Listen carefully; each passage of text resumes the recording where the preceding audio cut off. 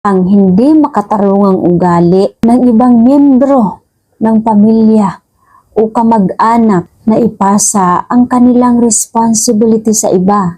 Minsan, nagugulat na lang ang isang tao na may responsibilidad na siya na hindi naman niya pinaplano, hindi naman niya ginawa. Minsan o kadalasan, sa tahanan, napipilitan na lang sila akuin ang problema o responsibilidad na akuin kahit hindi naman nila pinili. Lahat tayo may kanya-kanyang pangarap at plano sa buhay.